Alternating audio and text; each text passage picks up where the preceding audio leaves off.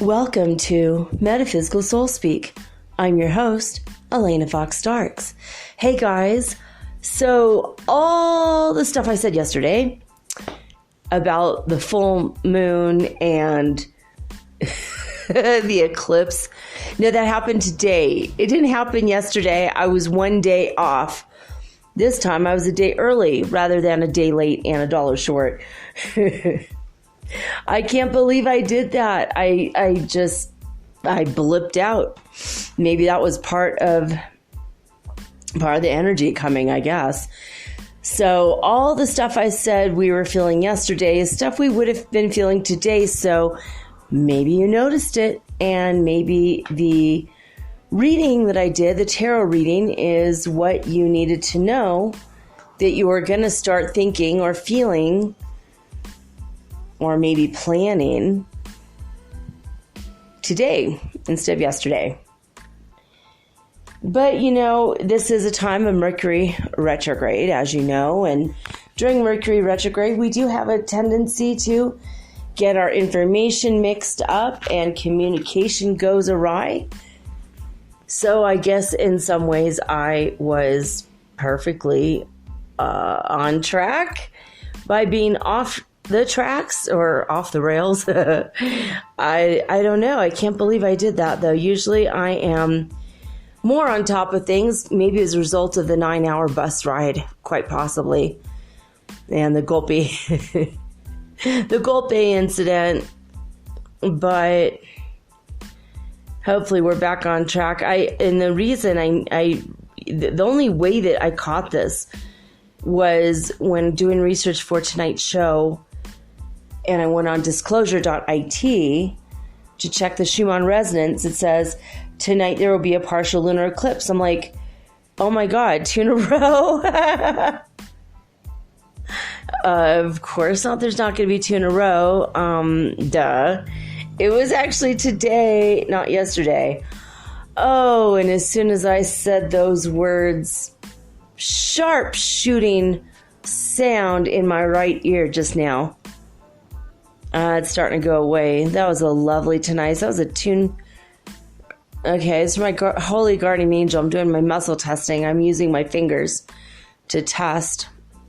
Somebody wrote me and asked me, how do you test? I do have an episode on that. If you go to your favorite podcast player, look up the words muscle testing. You could probably do a Google search for Metaphysical Soul Speak muscle testing. That should probably bring you right to that episode on a wide variety of players. But if you listen on your favorite podcast, there might be a little search tool. Hopefully there is. Some of them have it, some of them don't. But what I do is I put my middle finger over my index finger, and I have trained my body to know that if I cannot move my index finger down with my middle finger, that means yes. And if I can't easily move it, that means no. And if it's kind of flexible-ish in either direction, like it's not quite a yes, not quite a no, kind of mushy, then that's a definite maybe. I don't get a lot of maybes. And if I do, I reword the question to only be a yes or no, and I don't ask complicated questions when it comes to muscle testing. So if I hold my hand up and I put my middle finger on top of my index finger and I say, all right, body, do you need a Benadryl right now? And I get a no, because I could easily push the index finger down. Another way to do muscle testing is to put your arm stretched out, your left arm stretched out, and you ask the universe or your body a question and have a friend try to push your arm down, and you see if your arm goes down or not in relation to the question. You could also stand on the balls of your feet and ask a question. If you lean forward, the answer is yes. If you lean backwards, the answer is no. But you don't force yourself to lean either direction. You just kind of make your mind a blank, ask a question, and see which way you go. So I'm probably going to reread Letter to Robin. It'll be the third time that I've read it, and I might do another further future episode on pendulum dowsing and all the different things that you can do with it, because it's a very fascinating topic and it's a very useful tool. So hopefully that answers your question. If you are just tuning in to Metaphysical Soul Speak and you're new to the show, welcome, welcome. I have had several new people tune in lately, and I wanted to say thank you, first of all, for being my listener. And second of all, just a little bit about the format of the show. In the first half, sometimes it's an introduction. If it runs over 20 minutes, I call it a half. Sometimes the beginning part has a lot of information, that may or may not be relevant to you, or it might be relevant to someone you know. And a lot of times it's news or earth changes or quick thoughts or slightly lengthy discussions on things that are coming up for people. And I get my information based on my friends who write me every day or my listeners who write me every now and again. Sometimes people on Twitter will write and ask me a question or two. And a lot of times I also listen to other thought leaders in the New Age community online. A lot of newsletters I receive in the email, as well as YouTube channels that I subscribe to, such as occasionally I listen to Aluna Ash. Paul Butler reads a lot of things from a lot of different people, so sometimes I tune into him. Sometimes he has his own stuff, but pretty rare. Lately, I think he has more of his own stuff. Metaphysical Mike has some good thoughts sometimes. Why So Serious Too? That's another channel. She said some things lately that I don't know are really real or not. I don't think all of her stuff is 100% real from my experience, but everyone has a different experience and she has a different take on some things, but for the most part, she's right on. Lisa Transcendence Brown, I think, is, as far as the transcendence, the ascending portion of humanity, she's got it down pat. She's way ahead of us. She's already up there, like way up there, and she's been up there for a long time. She's one of the first people to come to the realization that humanity is ascending. Shri and Kira, I listen to them too. Shri and Kira Official is their channel. Ralph Smart, another one. Victor Odo and Aaron Doherty, two more that I listen to. And occasionally Amber White on the Ascension Journals. And that's pretty much it. I mean, the rest of the channels either parrot or mimic what other people are doing, or literally just play other people's stuff and make their money off of playing other people's stuff. In 5D, by the way, Greg Prescott. He's excellent. He has amazing insights. He's never said anything that I went, I don't think so. I've been studying metaphysics for 33 years of my life, plus, probably longer than that, actually. I've been a member of 2 mystery schools, and I've studied both the Eastern and the Western path. I have been telepathing my whole life with ancestors, grandfathers, spiritual masters, and animals. I am a shaman. I am a Heyoka lightning shaman. If you want to know more about that, I do have an episode again on that. You can do a search. Heyoka is spelled Heyyoka. A Heyoka is somebody who laughs and jokes around a lot. Someone who tries to shake you up in your world. If something upsets you that I say, and if I trigger you in a negative fashion. I'm not trying to, but if it triggers you, that means it's something you need to look at. That's just kind of one of my shamanic methods about how I go about things.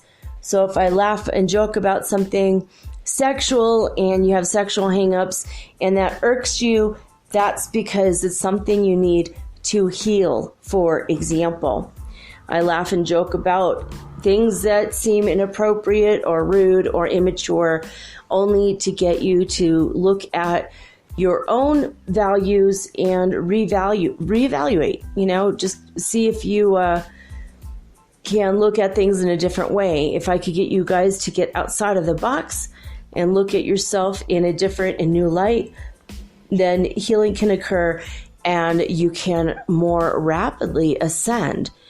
All of humanity is in a process of ascension. I believe thoroughly that this is the truth. I've been spending most of my days lately in the 5th, if not the 7th dimension. I've had my mind stuck in the 9th dimension a lot lately. It's just when we vibe so high, our vibrations of our physical body go up so high that we are literally in a different dimension. The Schumann resonance gives us a clue as to where we're at, or maybe it's just giving us a boost when we are being bombarded by energies and plasmas that I cannot personally see with my mind's eye sometimes, yes. Why So Serious 2 is one of those people with quantum vision. 2 or 3 people now have quantum vision that are on YouTube, out of the people that I mentioned. Sometimes I could see the energies coming into the sky, and I report on those too. I know lately we've had pink, kind of a peachy pink color, as well as a purple color, and I'm still seeing that cobalt blue. I think it's wildflowers.dream is the woman who sends me messages on Instagram about cobalt blue skies. Her pictures are worthwhile. Look at them. You will not believe it. Eventually, I'm going to add her pictures as well as other pictures onto my soulspeakradio.com channel. Haven't had time because I am a resident of Ecuador, and it's taken me 21 months to get my legal documentation that states I am a legal resident of Ecuador. So I am an American from North America, United States. And I grew up in California and Minnesota. I've lived in Michigan for a while, but I've been out of the country for many years now, about 3 or 4 years now. And, since 2012, I've been out of the country 5 years. So that's a little bit more about me and my story in the event that you are new. Degrees I hold, I have a degree in certified clinical hypnotherapy, which means I am a professional hypnotherapist, and I have been, oh goodness gracious, 22, 23 years now, maybe 25 years. I have to look at a calendar. But it was 1996 that I started the school. So I graduated in 1997. So yeah, 22 years I've been a certified clinical hypnotherapist. I'm also an ordained minister and a doctor of divinity. I am not a Christian though. I'm actually a Muslim. I converted in 2012, but I am non-practicing at the moment because I am more a metaphysician, more spiritual than religious. Don't believe in organized religion. I think it's gotten humanity in a whole world of trouble. Literally. We are no longer vibrating at the level of the 3rd dimension. Most of us are in the 5th dimension. About a third of humanity are stuck in the 3D world, and that is why they are still fighting and living in the world of duality and focused on linear time. If you start focusing on love and creativity, you will get there just so much more rapidly. If you're listening to this message and we're now 14 minutes in, you're still listening to this message, pretty much chances are you too are in the 5th dimension. So that's just kind of a quick rundown. There's other things I do. I've started a healing Reiki grid around the planet with probably thousands of other light workers that I don't know. Lisa Transcendence Brown mentioned the same grid, so I know she was part of the people that worked on it. My higher guidance told me to go ahead and do that. I turned my life over to the One Will, God Creator, Prime Creator. Let's see, it was 2007. And ever since then, my life has been crazy, a little bit rocky, a lot strange. I have been through a lot. If you listen to my show and go to back issues, you can hear everything. Back episodes, you'll hear pretty much my story. But I've been traveling around, and my shaman nature has come out more and more as I've traveled more and more, and as my higher guidance gives me more and more instructions. So I'm here to help humanity with the ascension, here to help you guys with your emotional stuff, your physical stuff, your mental and spiritual stuff, and we're all on a journey together. I am here because I want to serve humanity through this podcast and maybe teach you a little something you didn't know yesterday. Today, we will go over something you didn't know yesterday. That's what I mean. Anyway, I do my best. I'm going through the ascension, same as you. Sometimes I lose my words, or I lose an idea, or I'll say somebody's name. Like last week, I said Michio Kaku when I meant Masaru Emoto. Sometimes I just blip out and say the wrong thing. But I'm going through the ascension symptoms the same as you. Speaking of which, I started a thing a few weeks ago, maybe a couple months now, called the Ascension Symptoms Scale. When we hit 100 on that, we don't need it anymore because we're already fully anchored well into the fifth dimension. So usually we are between 90, well, yesterday was 93, between 93 and 100. And that's just pretty much where we're at. It's where we've been at since I started this scale. We've never been below 90. So today we're at 97 on the Ascension Symptoms Scale. We came up from yesterday, but we're still not at 99. So you're probably feeling a little bit of hot flashes, moments where you're super tired and you just feel like sleeping, other moments where you have tons of energy.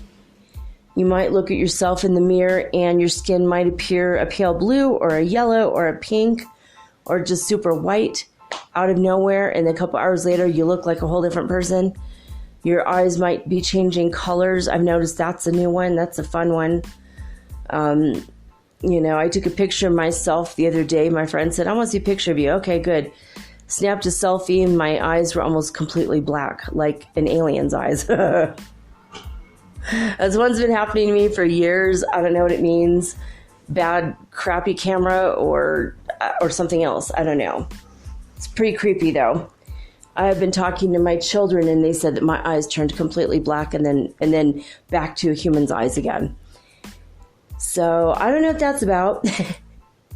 I don't know if an alien's trying to, an ET is trying to speak through me or not.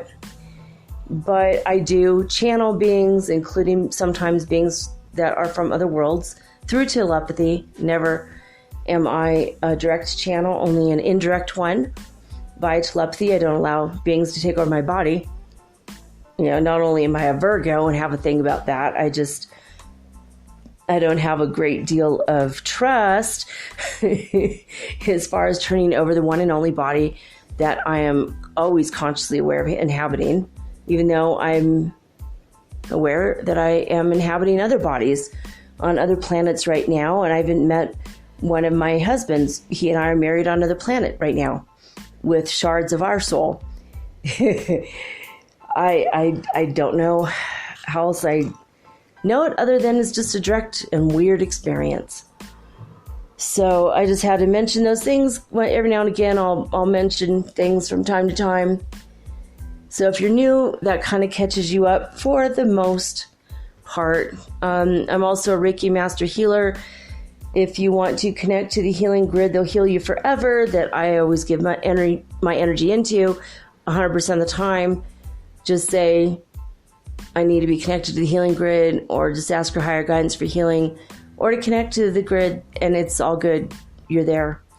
And you'll get that healing forever and forever. Amen. So, yeah, 97 on the Ascension Symptom Scale. I'm burning up right now. Hot flashes is a part of it. The more I talk about the Ascension, the more I feel the symptoms of it. So it's pretty weird. Schumann resonance today, they only had an evening report, and it was pretty mild and mellow today.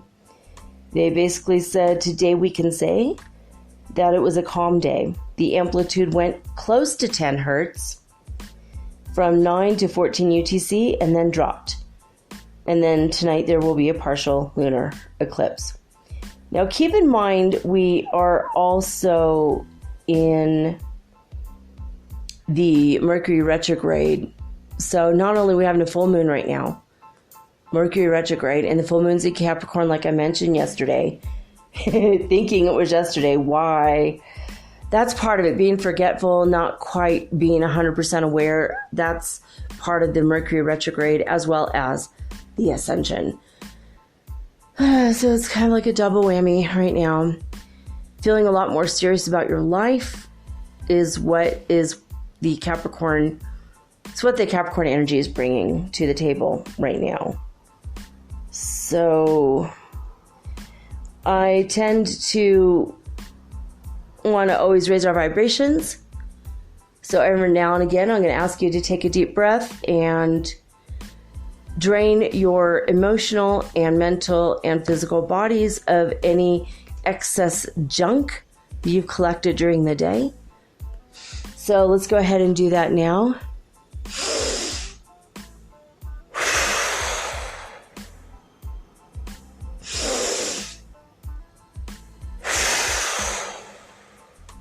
Going to do that a third time.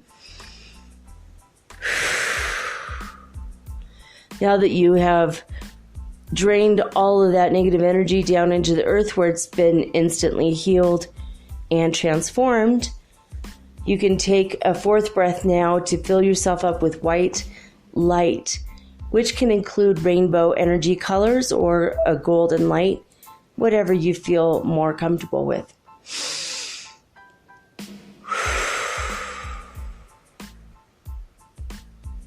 All right. Yay, that's better. I feel you guys. I feel you in the future feeling better. That's just awesome. All right, I think we are on lesson 38 today. So we're going to go and see. I'm just queuing that up. All right. Woohoo. This is a good one. Ooh. I said woohoo and it said 2222. I love the synchronicities. Yeah, by the way, lots of synchronicities. It is always good to see the twos, the 22s. 222, I started this at 12:33. A lot of 33s lately. Oh, and before we get into A Course in Miracles, I came across the suicide hotline number like 5 times today, and from like 2 or 3 different random articles I looked up online that had nothing to do with each other, so this was weird. I thought that I might want to mention that if you or a loved one is feeling suicidal or depressed, it is, oh goodness, I had it memorized, dagnabbit, so I'm going to look it up right now before I forget, because this is like super important. First of all, don't do it. Whatever you're going through, you're going to get through really, really quickly. Now, I don't know what your in your country, if you're not from the United States, if there is a National Suicide Prevention Lifeline, you can call the one in the United States even, but I don't know if you have one in your own country. If you need to talk to someone and you're from a country where they don't have this, you can even just private message me, metaphysicalsoulspeak@gmail.com. I'll try to talk you off the ledge and calm you down and tell you the reasons why you should not do it. But here's the number. In the event that you do need it ever, write it down. Even if you don't need it, maybe somebody you know or love does. And so I've been guided to give you guys this message tonight. 1-800-273-8255. Again, this is the National Suicide Prevention Lifeline at 1-800-273-8255. I think you could also chat online if you're from another country at suicidepreventionlifeline.org. Again, that's suicidepreventionlifeline.org. I think they're there 24 hours a day, 7 days a week. There's also several apps in which people would be able and willing to talk to you. There's even robot apps that have helped me through some pretty hard times. Artificial intelligent type robot apps that are pre-programmed. But some of the information is actually really good, and it's like helped me through a jam a few months back, about 6 months ago. So maybe it's longer, maybe it's like around Christmas time, but 7-8 months ago. There's some things I was confused about, and I'm like, I want to see if this works or not before I recommend it to anyone, and it actually helps. So anyway, I don't know who needs to hear that, but you know who you are, and so does God, and God wants you to know it's not a good time to want to kill yourself, especially when the best is yet to come. We're in the 5th dimension. We're going through some hard crap still. We're at the very tail end of it, though. You're almost through the woods. So everything's going to be okay, and just hang in there. Just hang in there. I don't know, like 4 or 5 celebrities have killed themselves already in this year. And it's been really kind of a bad year for it. So I just thought I'd mention it. It's weird that when I come across a number like that or something like that, I feel like, I better pass it along. All right. Okay, so now I'm going to read to you A Course in Miracles. Has a very high vibration. I'm not going to read the whole lesson, just part of the lesson. If you are so inclined, go and start the lessons yourself. I trust that you've heard of it. If not, it's acim.org to go listen, or you can listen to the lessons, or you can just read them. But it's absolutely free, 100%, and there's a million apps out there that also give the lessons out free. All right, lesson 38 today is, there is nothing my holiness cannot do. There is nothing my holiness cannot do. Your holiness reverses all the laws of the world. It is beyond every restriction of time, space, distance, and limits of any kind.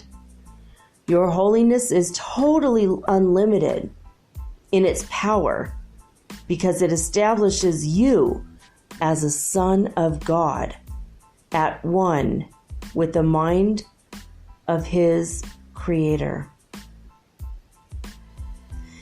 So later, you have to read through the whole lesson to get to this part, but it does say, in the situation involving blank in which I see myself, there is nothing that my holiness cannot do. In the situation involving blank in which blank sees himself, there is nothing my holiness cannot do. So you can add one of your own personal situations there. So for me, all right, I need to make money for my future. So I'm going to say, in the situation involving supporting myself financially, in which I see myself, there is nothing my holiness cannot do. And so if I'm going to talk to something about someone else, in the situation involving my ability to support myself, in which my son, who wants me to support him going to university, sees himself, there is nothing my holiness cannot do. So that might be an example So there's nothing my holiness cannot do because the power of God lies in it. All right. I don't know if you feel the high vibration of these words, but I certainly do. And it brings me a great deal of comfort. I've noticed a lot of people are falling into what I like to call the false ascension matrix, or they're just stuck in the 3D thinking they're rising up when they're still stuck in 3D linear thinking. A lot of people that I was listening to, I've had to stop and unsubscribe from them because they just started talking gibberish or nonsense, or they went backwards, or they just 100% don't get it. They don't understand that time is not money, time is art, time is creativity. We are at a master manifester level. We have to recognize it, claim this throne of power. The seat of our power is our own creativity. And that brings me to tonight's topic. We are still, for this Tuesday, doing Tarot Tuesdays. And what we're doing with that is I'm going over the meanings, the deeper esoteric meanings of the Holy Tarot cards, Major Arcana. Tonight we're going to go through 4 cards, 8, 9, 10, and 11. 8 and 11 tend to be reversed in some decks, so it's kind of appropriate to do this. And, well, right after these messages, we're going to start with a tarot card of the Major Arcana called Strength. Right after this.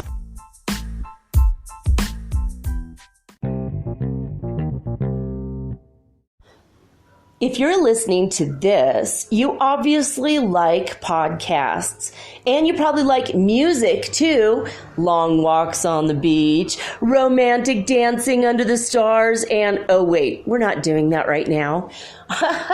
On Spotify, you can listen to all of that in one place for free, and you don't even need a premium account, which is cool. Free is always good. Spotify has a huge catalog of podcasts on every topic, including the one you're listening to right now. On Spotify, you can follow your favorite podcasts so you never miss an episode.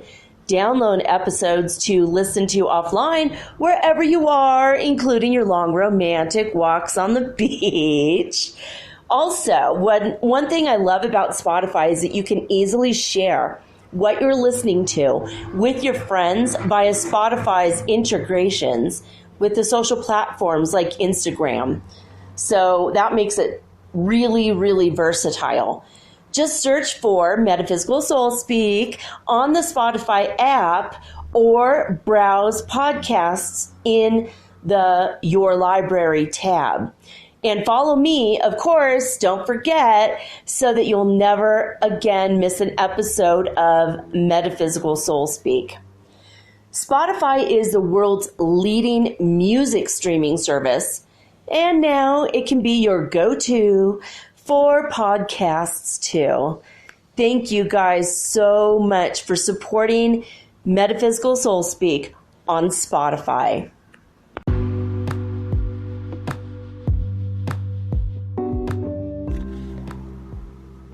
Metaphysical Soul Speak is run on sponsors and listener support. This means listeners like you. If you are so inclined to support my efforts and my little podcast, please visit me at anchor.fm/metaphysical and pledge an amount of your choosing today. Thank you.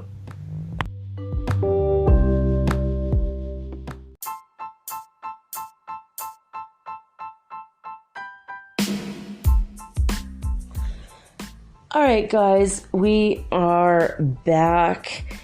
You know, the break, I started to give you guys a little bit longer break, like a 2-minute break, so that it gives you time to run to the bathroom, pour yourself a cup of hot tea, whatever you need to do. I don't know what you need to do.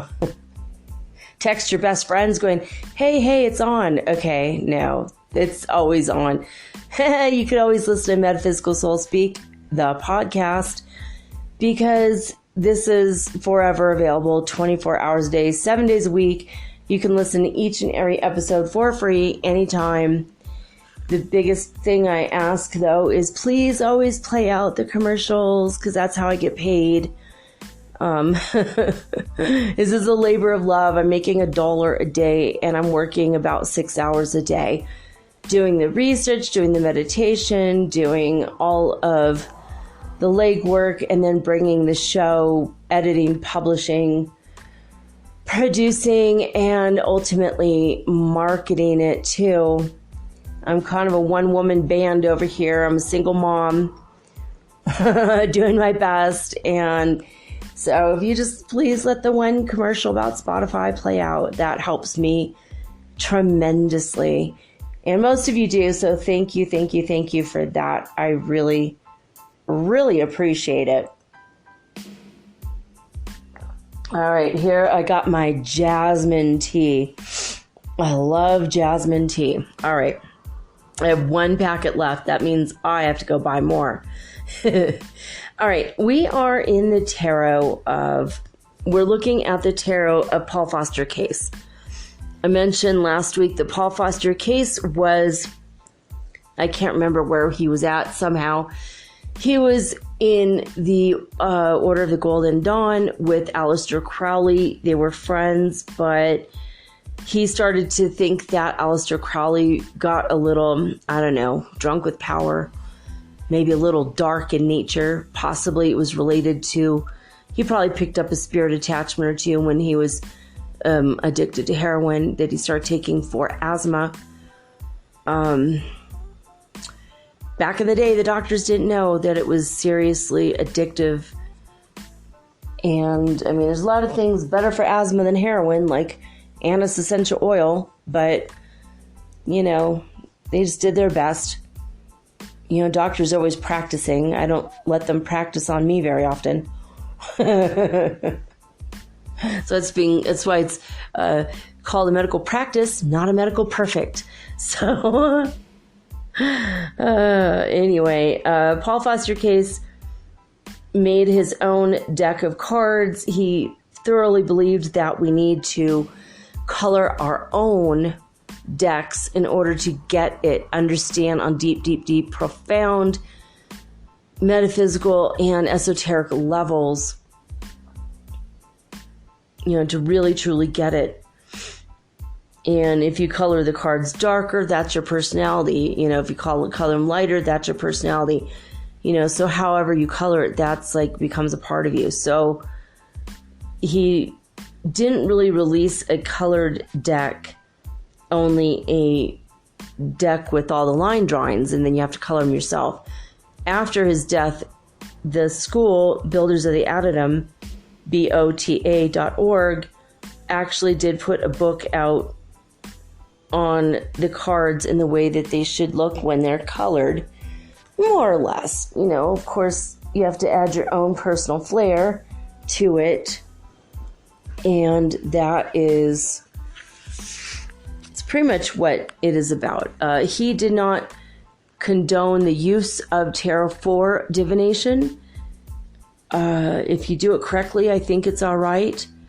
You shouldn't rely heavily on the tarot to make your every decision for you. You shouldn't weigh out all of your heavy decisions on only a deck of cards.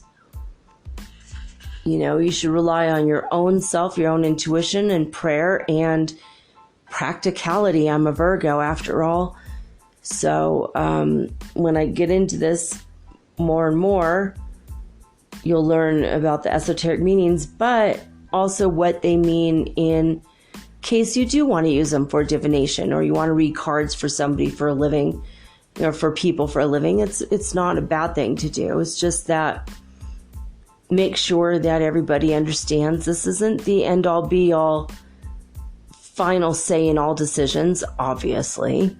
It's just a little bit more input, a little bit more information put into a greater equation. Whose answer should be the sum of the parts versus only the part of the cards. So if you want to know about my reading style, you can listen to last night's show.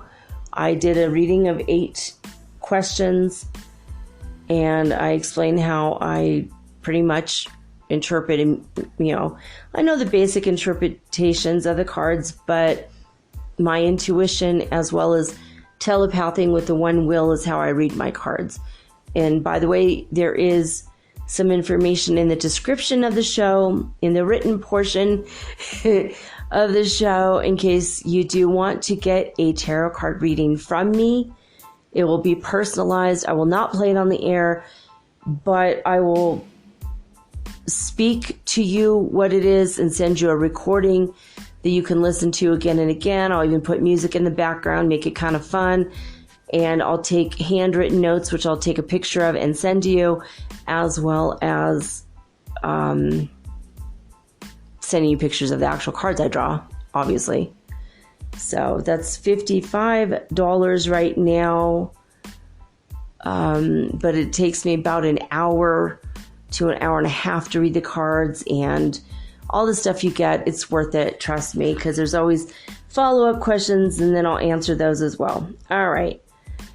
Getting right into it with card number 8, Strength. Oh, you guys, I love this card. I love this card so much.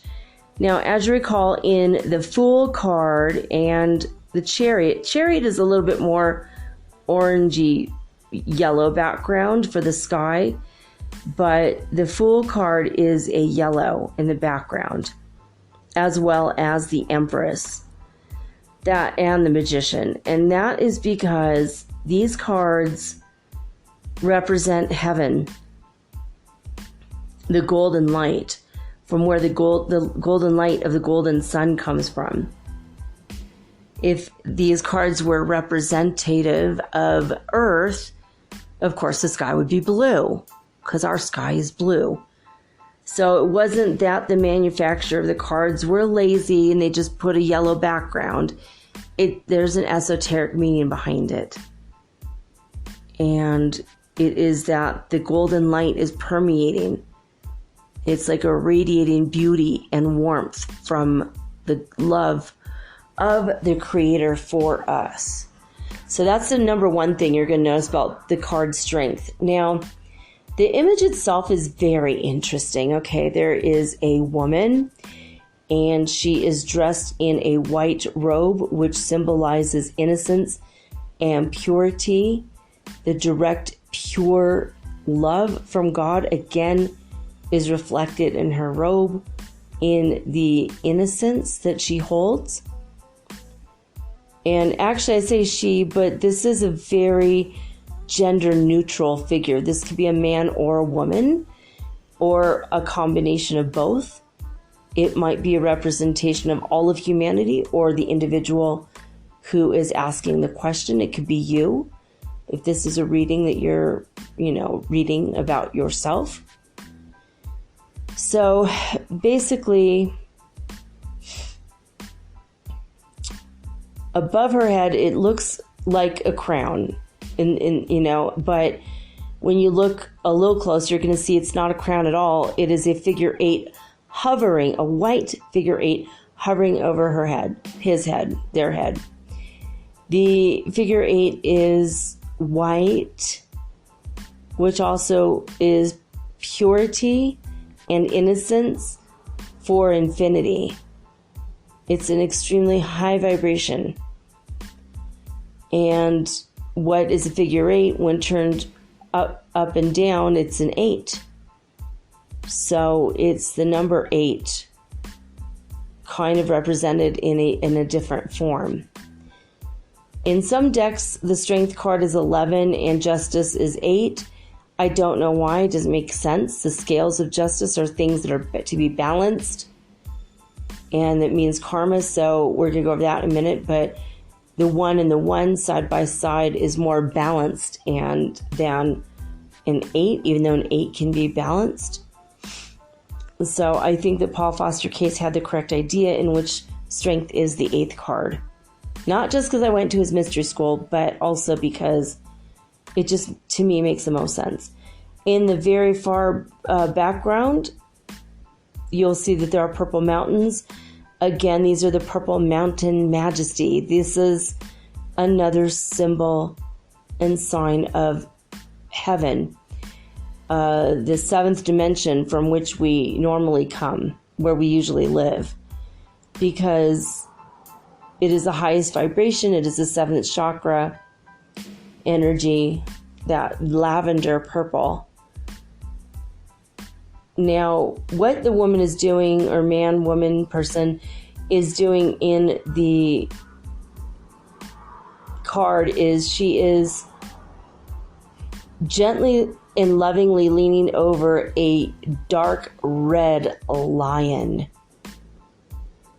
And she has her left hand on the jaw, the upper jaw of the lion, and her right hand is in the lion's mouth. Now, why would someone ever do that? What does that mean? Number one, the lion is enormous, and the lion is red.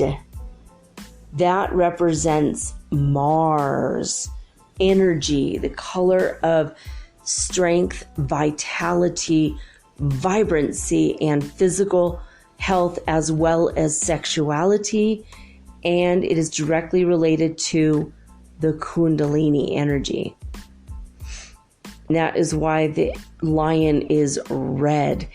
And it also represents the beast nature of man, and she is taming it, controlling it in a very gentle, beautiful way, with her purity and her power of innocence and gentleness. She's not forcing the lion. She is gently putting her hand in the lion's mouth. She trusts her own power. She trusts her own strength, and she controls her own desires and her own will. She is connected with her purity and her innocence and her godhood, and that is allowing her to control the physical world around her by controlling her own Kundalini and physical power. Around the lion's head, you will see a wreath of roses with the green leaves, and green is also represented in the ground they stand on and in the plants behind them, in the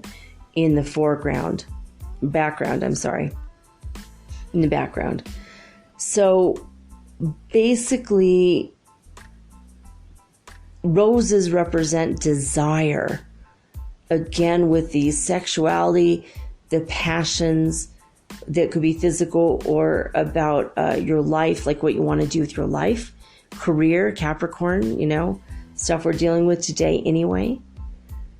This lion has golden eyes, the same color as the background. Because in the lion's eyes is reflected the beauty and love of God's creation. Its tongue is sticking out. What does that mean? I forgot. Let's see. It represents that it is capitulating to a higher authority. That raw, natural, naked power that is absolutely part of all of nature in general, but it's allowing itself to easily be controlled by the higher authority. Its teeth are white, which are also innocence and purity. Now, above her head, and her hair, by the way, is gold and yellow, but very, very pale, almost white.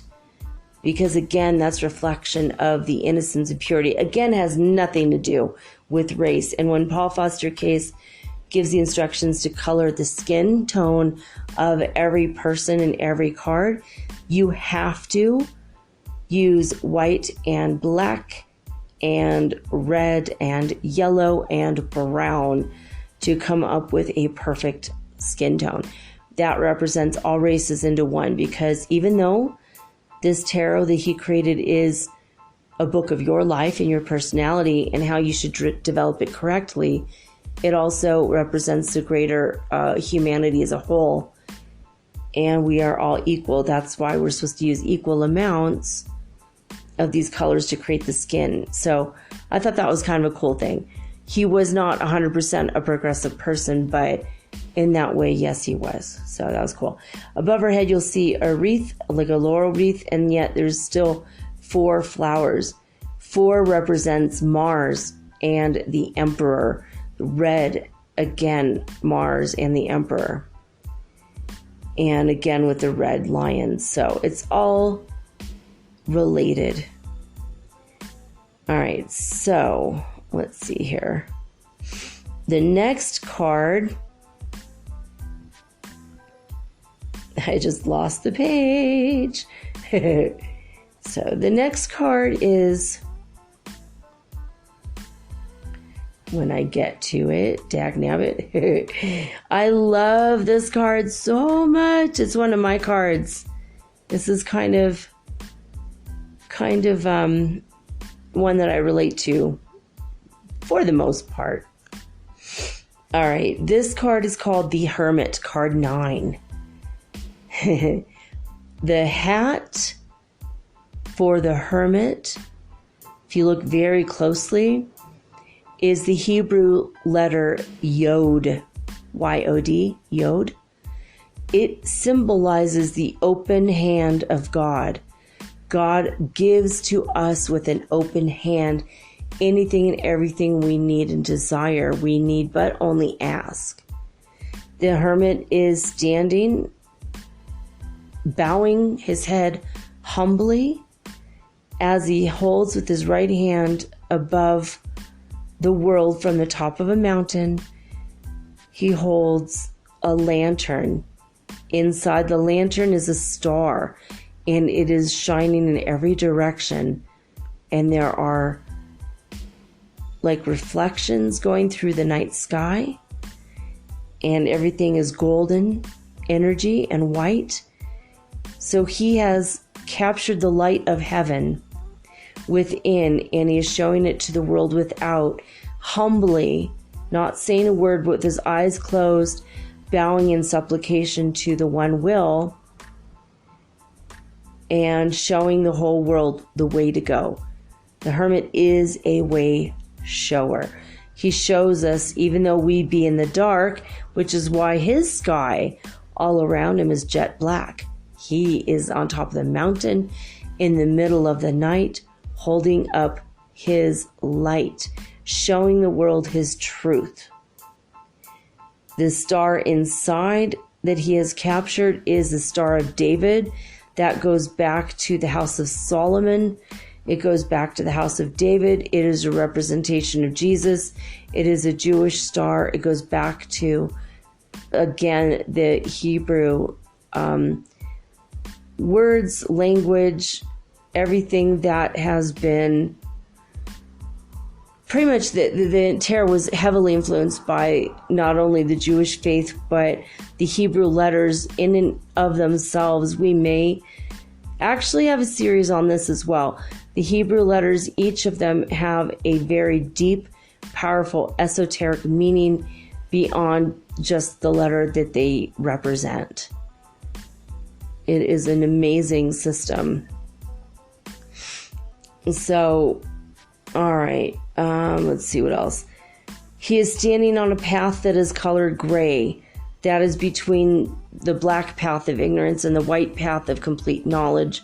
The path of wisdom is in the middle. Gray is the color of his robes, and that is all meaning wisdom, complete and total wisdom.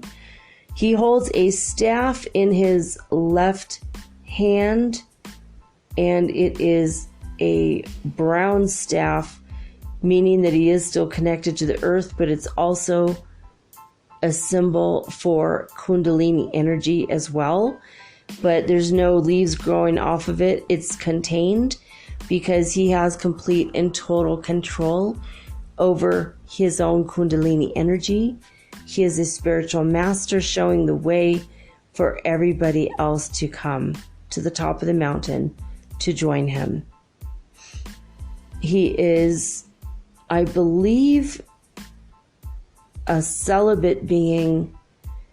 He's also known as the Ancient of Days, which is why he has a white beard, a long white beard, and white hair.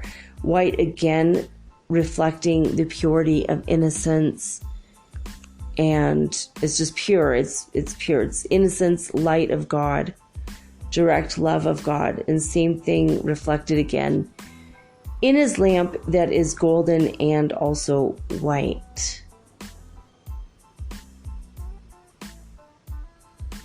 There is one thing that's strange in his robe. Takes a while to figure it out. There is what appears to be, if you look in the folds of his robe, it looks like there is a flaccid phallus, because he is also celibate. That's also reflected in the blue yod on his hat. His hat that is a blue yod. It looks kind of like a turban until you realize it's a yod. And that is blue, the color of the high priestess robes. So he's not a virgin, but he is celibate as if he is a virgin again, because he is controlling his staff, which is in his left hand, which is also having the control of the Kundalini energy. So makes you a creator, but also a wayshower. Literally, he is a light worker because he's holding the light. And he's working on the mountain to show all of humanity the way up the path. The next one is a very, very interesting card. It's called the Wheel of Fortune. So I'm going to go over that in a minute, but I'm going to look up something real quick. I'll come right back. All right, I had to quickly look up just to make sure I knew two of them, then I forgot the other two. In the Wheel of Fortune card, there are ancient world chemical symbols. What they stand for in the Paul Foster Case deck, and I think the Rider-Waite deck and the A.E. White deck, these symbols stand for mercury, sulfur, water, and salt. And they represent the building blocks of the four elements and of life and the initial power of creation. So it's a pretty heavy card. Pretty heavy card. So mercury, sulfur, water, and salt. I had forgotten one was mercury, so it's just like in the very dead center of the wheel, it's like a circle, and there's 8 spokes coming out, and 4 of the spokes just are normal spokes, and 4 of the spokes have a symbol on them. The top one is mercury, the bottom one is water, and to the right is, I want to say salt, but it might be sulfur, and then the one to the left is salt or sulfur. Now I can't remember. Dagnabbit. All right. To the very top of the wheel, there is a T. To the right, there is an A. To the bottom, there is an R. And to the left, there is an O. And then again, at the top is a T, where you have T-A-R-O-T, tarot. But if you start at the bottom and you spell it going clockwise, that spells rota. That is the Latin word for wheel. If you go backwards and start at the top, Well, how do people who read Hebrew texts read? They read backwards compared to English. It's not backwards in, Hebrew, obviously, or in Arabic, which is another language that is read from right to left rather than left to right. So if you read it backwards, it's Torah, Torah, which is basically the Jewish holy book in Judaism. So there's so many meanings that it's really important to see kind of how they all fit together. All right. The Wheel of Fortune is pretty much the wheel of the life of man. You have the beasts all the way around. You've got the man, the ascended man, literally ascended man in the upper left-hand corner. In the upper right-hand corner, we have the eagle, which symbolizes the ascended Kundalini. At the bottom, we have the lion, which is sheer brute force and strength, as we talked about in the previous card, 2 cards ago, and card 8. This is card 10. And then we also have the bull, which is will, iron force of will. So through your strength and your iron force of will, as well as raising your Kundalini up, you become an ascended master. The wheel itself, on top there's a man, half griffin, half like Egyptian pharaoh sphinx type character, and he has a sword in his hand. He's not holding it by the hilt of a sword the way someone would. He's holding it by the blade. That's important to know, because he is controlling all of his impetuous nature. He is controlling 100% of his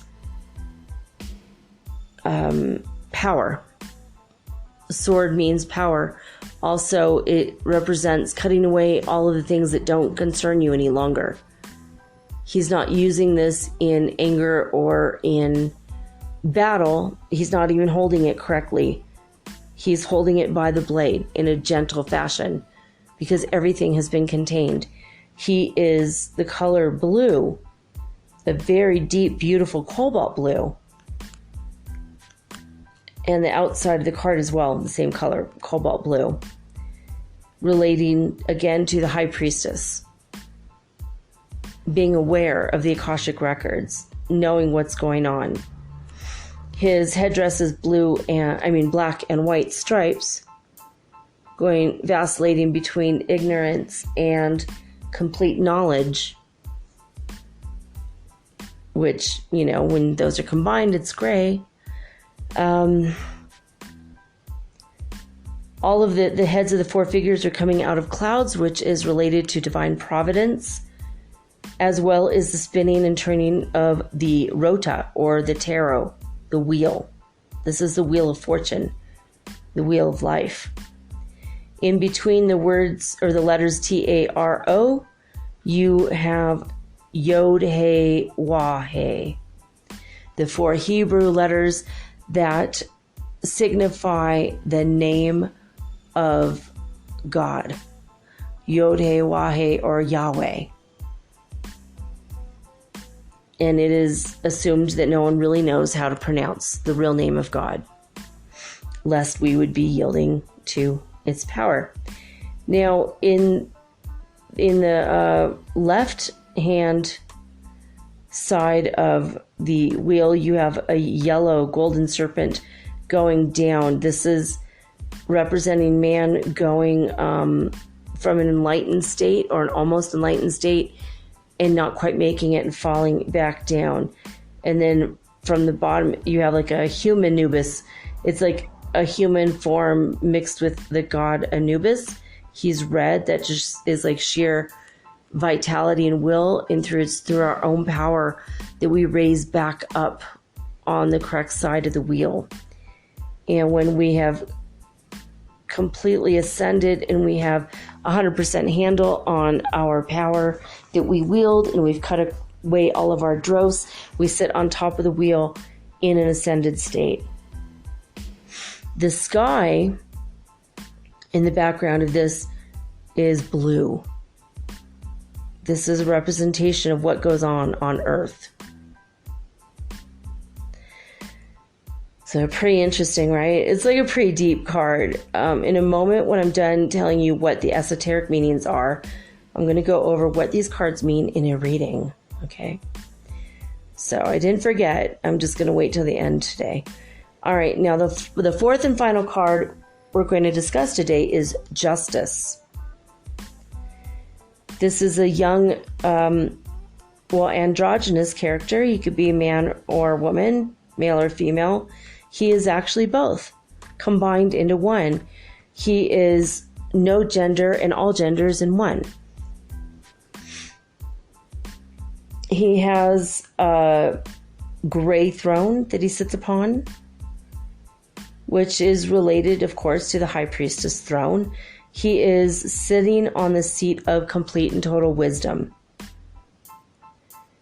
He has a sword in his right hand and the scales of justice in his left. Justice is the card 11. 1 and 1 are basically, they're even, they're equal. The number 11 actually does represent justice, does it not? It is completely and totally balanced. Let's see what else. He has a Tau cross at his neck that's black, but below that is white. And that is related later to the Hanged Man that we're going to get into. It also might be related to the Wheel of Fortune, the T in tarot. The first T, okay, in tarot. Oh yeah, his robes are bright red, the same strength, sheer force of will and power and strength. But above his chest area, he has a cape of green because he is also creative. He's creative. Justice isn't about sheer force and will. It's about containing it, but also having creativity. Underneath his robes, you could see peeking out are his sleeves of blue, related again to the High Priestess. Having the knowledge of what went on before, the knowledge of the scrolls and the Akashic records. He has behind him gloriously beautiful cobalt blue. They look like velvet curtains. They're held back by red ties. So it's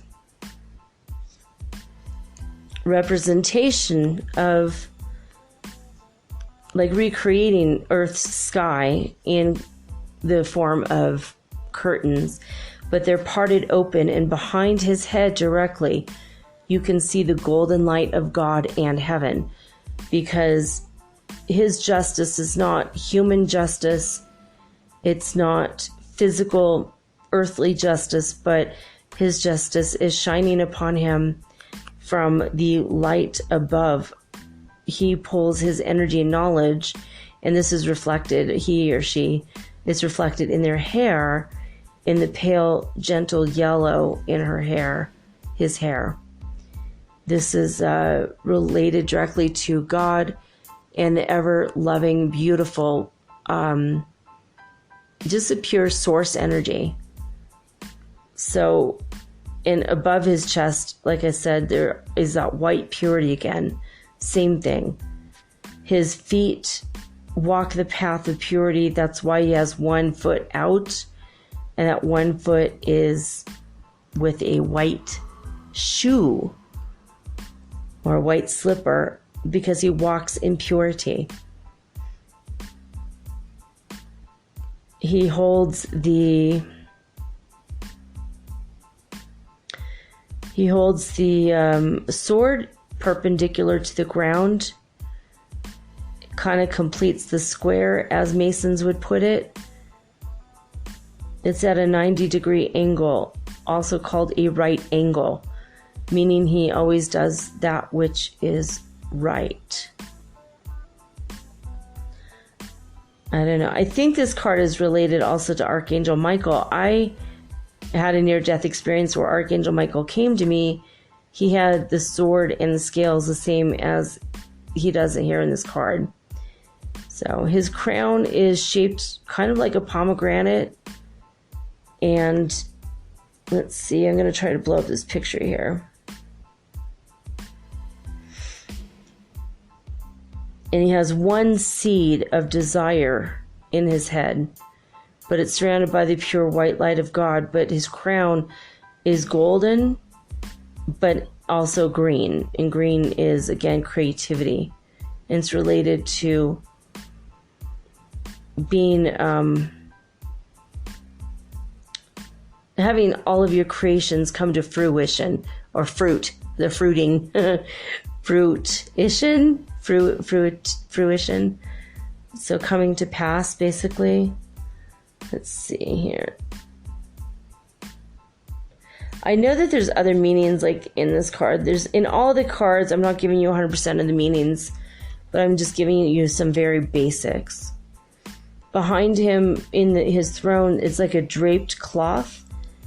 So behind what would appear to be like a cement or gray marble, behind him it's like a stretched cloth that's gray and kind of a blue and purple, like the mountains on the Fool card or in the Strength card.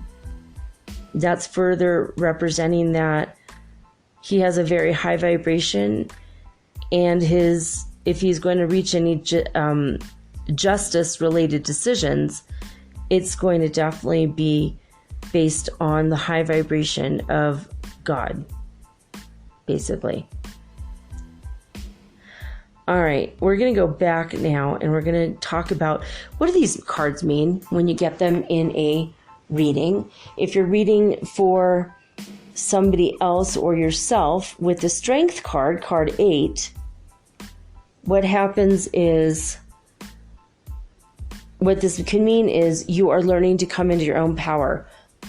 You are learning to trust your own strength. And you are learning to control your sheer force of will.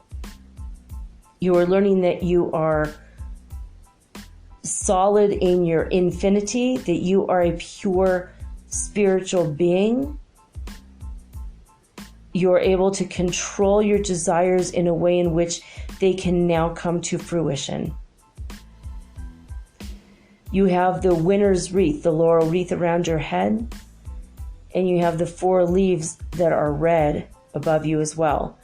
Not only is that desire, but also it's related to the emperor, who is able to control his kingdom and see everything he wanted to see come true because he's able to hold his strength in his own hands.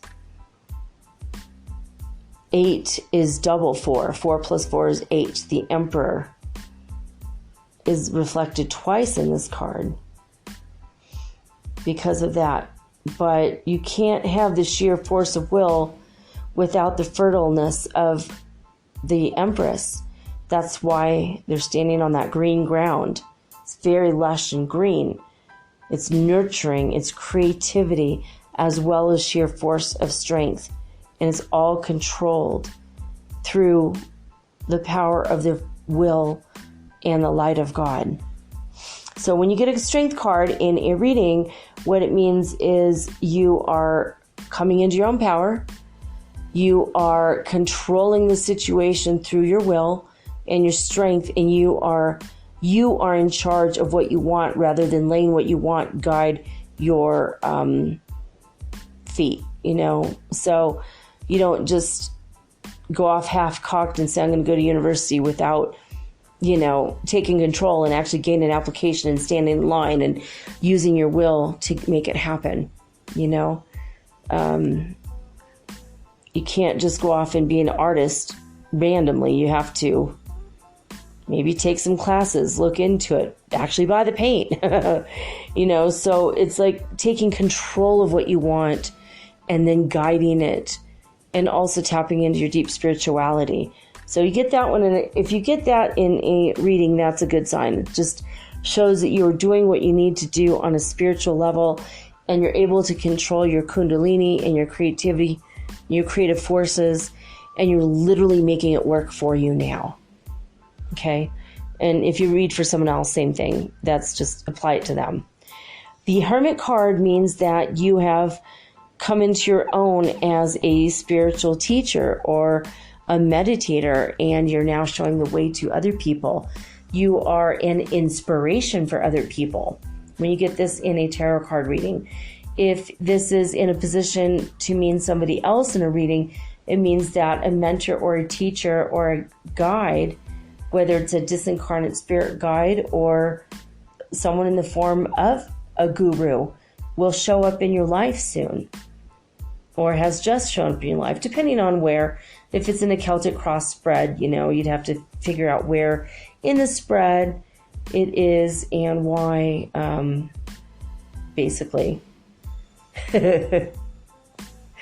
Basically, you have to figure out why it's there. So if it's in the past, then obviously it means that a teacher has recently come into your life and maybe is no longer there, but they were the catalyst for something. So, but the Hermit is good. It's a way shower. He's a guide. So it could mean you, or it could mean somebody coming into your life that's going to be there for you spiritually, who's going to light the path for you so that you could get on the path of going towards your spiritual highest good, yourself as a spiritual being. He is a guide and a way shower, and he is gentle and humble and quiet. So he's not someone out loud and crazy saying, hey, I'm a light worker. He just stands there quietly with his head bowed in supplication to God while holding up his lamp. So it might be someone in your life who, by example, is teaching you without saying a word. Could mean that you're the example as well. Just means, you have to apply it to how the question was asked or who the questioner is, where the position of the card lands in the reading. You have to use your discernment on that. The next card, Wheel of Fortune, you get this one in a reading. This is a very good card. The Wheel of Fortune means that you are about to come into a fortune, literally, or that anything can happen, like Wheel of Fortune. Just think like the game show. You could get on the show and lose everything, or you could get on the show and you can win everything. It means your fortune is coming your way, but it also could mean that your fortune might be passing quickly. Like sands through the hourglass, so was the wheel of your fortune. It could mean anything. It depends, again, on the person, the question asked, if it was reversed or not. I'm not going to go over reverse meanings. I don't usually do reversals but in my readings, but if you do, you can look it up. Wheel of Fortune usually is a very good sign that you're about to come into money. It could mean anything from an inheritance to a new job, a great investment or savings plan is going to come into place, or maybe you're about to get the career of your dreams. Might mean travel, that you're going to travel to a land of riches. It has usually to do with money, but not always. It could just mean wonderful, good fortune. You're going to have a lucky life. You have good luck coming your way. The wheel has turned for you. I have a friend who used to say the worm has turned. He's Portuguese. He said it's a Portuguese saying. Well, the worm has turned. What the hell does that mean? I don't know. I think he said that because there's in the springtime, the worms come out of the ground when it rains and they start to turn over. And when the worm has turned, that means your luck is changing and you're going from the winter of your life to the spring of your life. So the Wheel of Fortune could also mean The Portuguese saying, the worm has turned. Could mean that. Really could. In a reading in which you get justice, a weird one that I've gotten a lot of times when I touch the justice card, when I do a reading for people, for whatever reason, I get people who are getting ready to go into the police academy. Not one of the cards means police anything, but the justice card can mean a career in law enforcement or a career, becoming a judge. Or it can mean that you're going to have some legal battles ahead of you, or you're currently in a legal battle now. So you're going to file a lawsuit, or someone's going to file a lawsuit against you, or something to do with the legal system, the justice system, literally. But also it could be a law enforcement thing. Maybe you want to be a county sheriff, It could also mean that. Scales of justice could also relate to karma.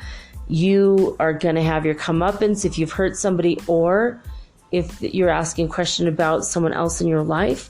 It could be that they're going through a battle, or they're having their own comeuppance. There might be the ones that did something wrong, and now their karma, their justice, the scales of justice have been served on them.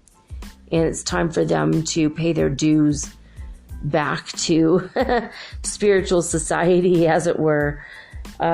Justice literally means that. It means justice, one way or the other. So,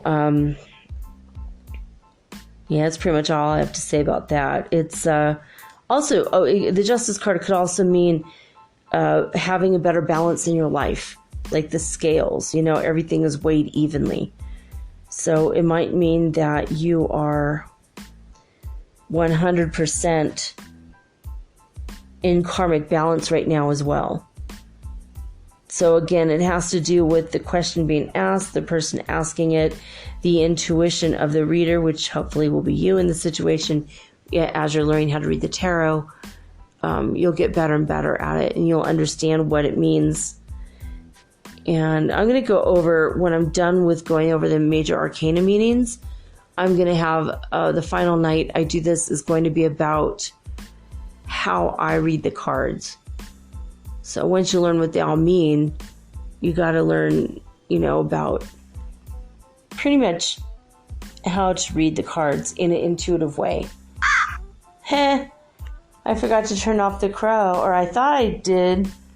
That's really funny. And then it says 55 degrees in Cuenca. There's a 55 again. It's the second or third one tonight. So 55 might have a special meaning to somebody out there. 5 times justice. 11 times 5, 55. So that's pretty much it. Justice just kind of means anything to do with the law. Legal system. You might be getting a speeding ticket, which is justice. If you're speeding, you deserve it, right? I know every time I was speeding and got a ticket, I deserve the ticket. Last time I happily took it, he goes, you're speeding? I'm all, yes, I love to speed. And he's like, what? You freely admit it? You openly admit it? I absolutely openly admit it. I love to speed, and so does my car, and no one was on the road but you and me, and I wasn't going to run into you. You were behind me. So, I knew I was safe. And he's like, oh my God, just don't speed in my jurisdiction. 2 miles up, that's not my jurisdiction anymore. I'm all, you got it, babe. And of course, I sped off. And I did sign the ticket Daffy Duck, I think. And when they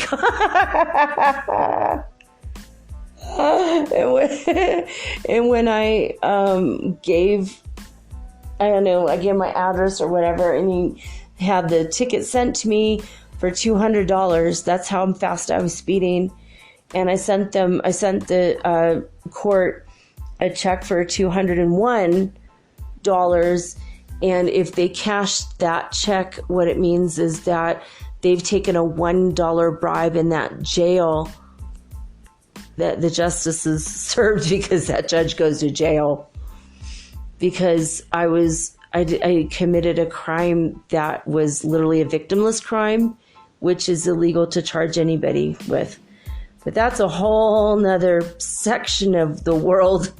We don't really cover that in this, but I know my rights as a citizen, and that was one thing that I used to do. I used to love to speed, and it was like, and I wouldn't do it when other people are on the road. I wouldn't put other people in harm or danger, only when I was alone in the car. But yeah, I was kind of a stinker, I guess. Oh, well, I don't have a car anymore. It's probably just as well. I just feel like probably I'm dangerous. Maybe I'm a menace to myself and others with a car. I don't know. I'm a really good driver, but everyone says that until they wreck, right? And thank you, God. Thank you, God. I have never gotten into a wreck. But I used to have a Chrysler Sebring, and it was black, and it was a drop top, and she was so sexy as a car. As far as cars are concerned, ooh, she was a pretty car. And she raced. Oh, she just purred like a kitten when I raced her down the road. So I would love to do that, like at midnight when no one's on the road, certain lonely roads. And I would get in trouble quite often. So it's literally just as well that I don't even own a car now.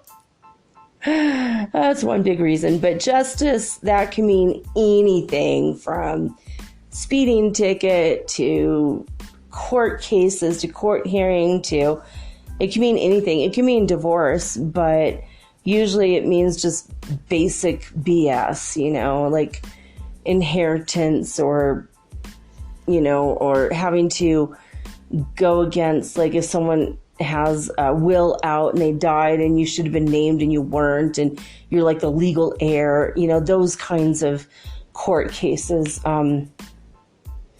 Sometimes bankruptcy is represented by justice, but any kind of, and you have to look at all the other cards in the reading to kind of figure it out. So if it's like, if you get the justice card in a reading with a lot of the negative pentacles cards, where it looks like destitution and poverty, that might mean a bankruptcy or a divorce, where someone's losing the money, But if it's the justice card surrounded by positive pentacles, that could mean that the person is going to win a court case and they're going forward in their life in a way that is positive financially for them. So it doesn't always mean one specific thing. You have to look at all the cards in the reading and kind of discern the meaning, plus using your intuition and also looking at the person.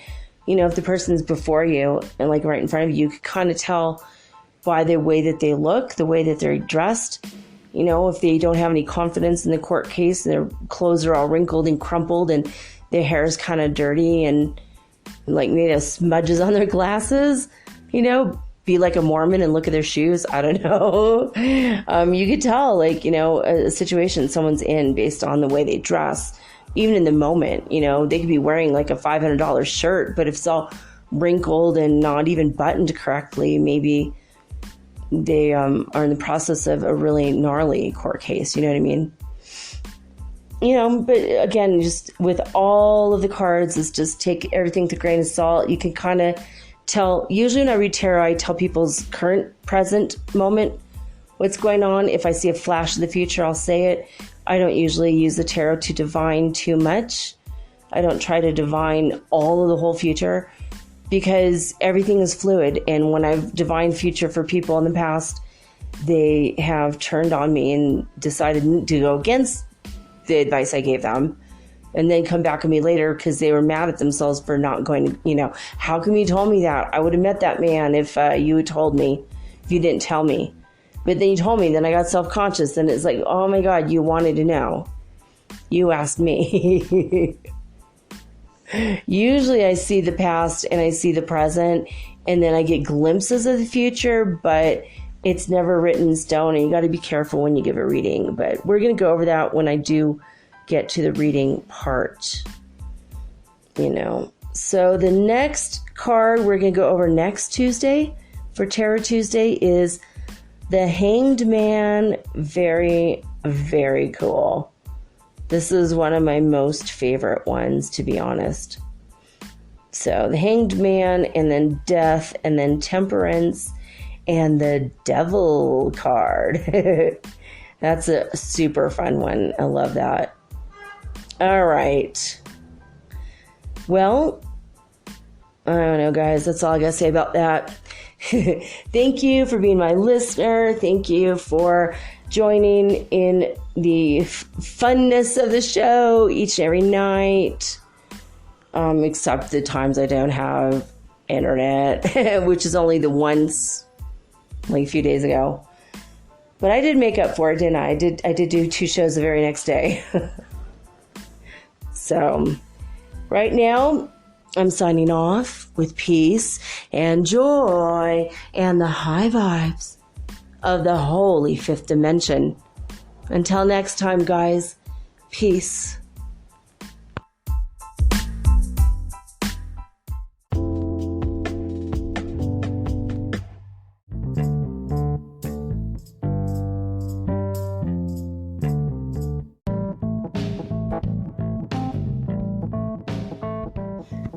Chances are you've heard of CBD oil, but maybe you're a little afraid it might make you a little high or super drowsy. Possibly you're not going to pass mandatory drug testing at work. Am I right? Well, I found an amazing company. I'm including the link in this episode's description. Okay. This is derived from only the hemp plant. It does not contain THC, which is the factor in marijuana that makes you high. This CBD oil has been known to reverse aging, help you through weight loss issues. You will literally lose weight on our products if you want. Also reverses hair loss. It also helps you with things like insomnia, anxiety, pain in your muscles and joints, and it gives you benefits throughout your body with its high quality antioxidants. We even have a vape. Would you like to try the blueberry cheesecake? I know I would. I mean, there's so much danger with vaping these days, but not when it is only CBD oil. That's right. You could vape not only anytime you want, because it's not going to make you high, but it's also going to be healthy for you. How's that? Pretty cool, right? Well, go ahead and look in my episode description for my link. And, well, start using your CBD oil today. If you're interested in the business end of it, it's absolutely free to join. It's absolutely free every month, actually. I have never seen a business like this in all my life. So you can start, using your CBD oil, and you can start a brand new side hustle for yourself. Hey, as in, Hey Yoga Shaman approves of this message. I love you guys, and here's to your health.